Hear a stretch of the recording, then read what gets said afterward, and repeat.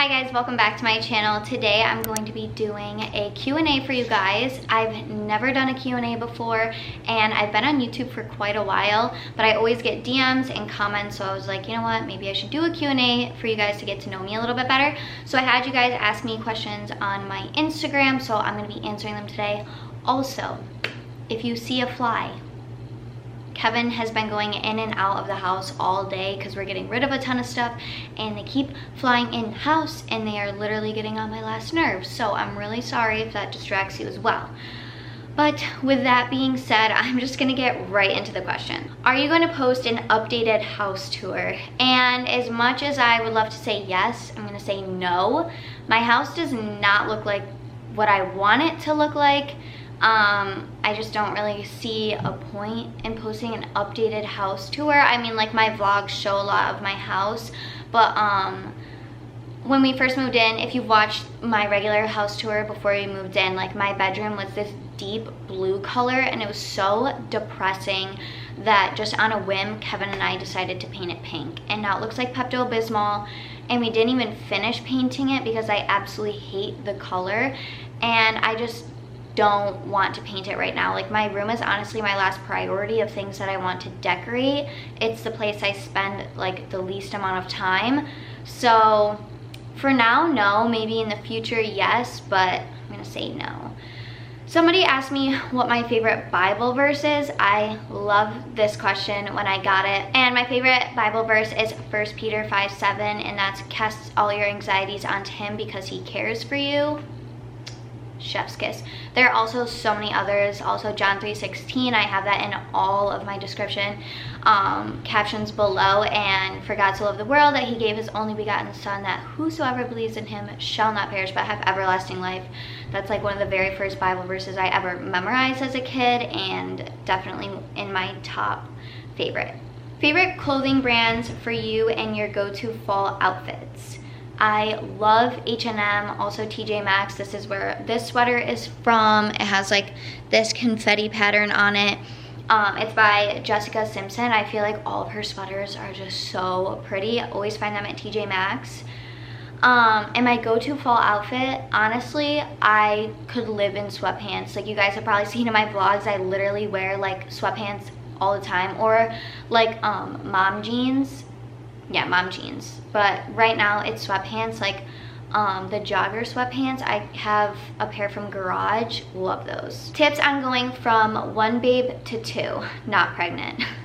I had to think about this one for a minute because honestly, I just put my best foot forward. I stopped listening to what everyone was saying with Landon, my first, and I was like, you know what, I've done this before. I'm just gonna do what I think is best for me, and everything was so much more like smooth. Postpartum advice for a first-time mom. Do your research on postpartum anxiety, postpartum depression, postpartum rage. Like, postpartum anxiety and postpartum rage are ones that were fairly new to me, like hearing about. And I would do research. If your doctor asks you if you've had history with anxiety and depression, be honest with them and tell them. I was not, because I was afraid they were gonna but encourage me to go on medicine, and I didn't want to do that. But talk to people. I kept it all to myself with Landon, my first son, and it was not a fun time. It was so bad. Don't be afraid to talk to people. It helps so much because you can get the help you need and you can get over it sooner rather than later. Also, do your research on how to take care of yourself physically. I literally watched so many YouTube videos on moms preparing for postpartum, and I was so prepared. It was such a good feeling to come home and know, like, okay, I have to do this, or this will help me heal faster, etc., etc. So that is the advice I have for postpartum. Also, take it easy. You literally just had a baby. I remember coming home and feeling like I had to get back into the swing of things, and honestly, just go slow. Favorite color? I would say baby pink, or like a neutral pink. How have you grown in your faith? I loved this question. I was so happy somebody asked this. I think more recently, and probably around when I turned 18 is when I've really grown in my faith. When I got pregnant, I was like, okay, like now it is my job to teach my family about God, and I want that to be like the center of my life and my family. And I would say going through my social media and following people that don't fill my cup or kind of just aren't really being led in godly ways. Like, I don't want to see things that are going to tempt me to sin, if that makes sense. So I listen to a lot of podcasts, like Melina and Jordan Cinciotti's podcast, As For Me in My House. I like to follow people that believe in what I believe in, especially because I don't have many friends that are like Christians. It's really easy to get like lost in the world. So surrounding myself with people who bring you up spiritually has really helped me grow in my faith, and I've met a lot of people who love God just as much as I do, and it's a really good feeling. So that is one way I've grown in my faith. I've also gone to a couple Bible studies with friends, just surrounding myself with people really that fill my cup with the Lord, and it's such a good feeling. Love this question. If you had all girls instead of boys, what would their names be? Obviously, Magnolia. I've said that multiple times in many of my videos. If I ever had a daughter, her name would be Magnolia Ella Van Martyr. I loved Magnolia ever since I was like literally in the 8th grade. Favorite name, her nickname would be Maggie. Second name and third name, I really like the name Charlotte.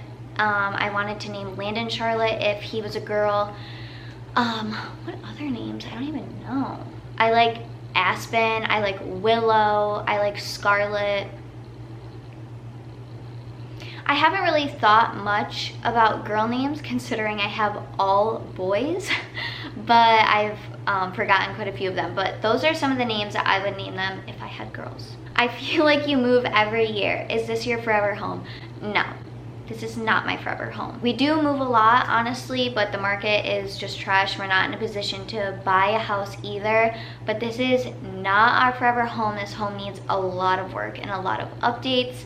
I don't think I've ever shared this before, but I actually used to live in this house. Right around the time I met Kevin, I was moving from my old house into this house, and my parents actually lived here for two and a half years. And then a couple years later, I was just looking for somewhere to move that could fit like my family, and I found this house, and I was like, no way, this is crazy, it's so meant to be. And now here we are living in this house. All right, Landon came downstairs again. So what made you start your YouTube channel? So I came home from the hospital with Landon, and a little bit before then I discovered like moms of YouTube, like people documenting their life and just giving advice and building this huge community. And I found that when I was 19, I just found out I was pregnant with Landon, I went from watching like vloggers and beauty YouTubers to like moms and family channels, which I was never interested in. I didn't even know they existed, but I just started like researching stuff because I wanted to be prepared. And I remember coming home with Landon, and I was staying at home because my job at the time wanted me to come back at 4 in the morning. I worked at the airport, and Kevin and I were like, okay, obviously that's not doable. So I decided to stay home, and I was like, you know what, why don't I just do this? Like, I have nothing else to do. Makeup is no longer a hobby of mine. I was just so uninterested from makeup. It was honestly like crushing to me because I'd always loved makeup. I thought I wanted to pursue like a career in it, and then it just didn't fascinate me anymore. So I was like, why not just try YouTube? I've always wanted to do it. I started off with my phone and editing on my phone, and here I am right now, and it's been more fun. If I was only in this for the money, I would have quit a long time ago. I mean, I'm going on 3 years of doing this, and it's so much fun like creating your own content. So that is why I created a YouTube channel. What is a common assumption people make about you? I don't know if people actually assume this about me. I think I assume that they assume this about me, but that I am just like having babies to have them, just like careless and just getting pregnant back to back to back, and that is just not the case. It's extremely offensive. It makes me really, really angry, honestly, and I've prayed a lot about it, prayed a lot about like not feeling that anger, but I love my children and I do want more kids eventually, but I just always feel like people assume that about me and I don't like it.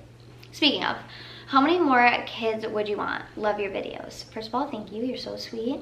I want as many as I'm supposed to have. I'm very, very content with 3 right now. I absolutely love the fact that I'm not pregnant and I am just soaking in all of like Hudson's milestones and the fact that I get to focus all of my attention on Darren and his needs right now, and I'm just not overwhelmed with the fact of being pregnant. But I do eventually want another baby, but there are a lot of things that I want to accomplish in my life before even thinking about having another baby. I would love to see how far I can make my YouTube channel go. I want to build something for myself. I feel like it's always been like pregnancy and like all about the kids and my home, and I really just want to focus a lot on myself. So that is how I feel about having more kids eventually, but definitely not now. I also want to be more financially stable, so that's a whole nother topic. Next question. This is a good one. When did you become a Christian? So I grew up in a Christian household. It was always more of like having to go to church than wanting to go to church. I would say I made that like leap of faith of wanting to go to church on my own and pursuing my own relationship with God once I got older. So I've always been Christian. I am Baptist Christian, and yeah, I mean, I've always grown up knowing God and loving God, but I would say as I got older and I was more independent, my relationship with him really grew. Did you always know you wanted to be a mama so young? No. If you ask literally anybody who knows me, I would be like the last person you would think of to get pregnant so young. Kevin was my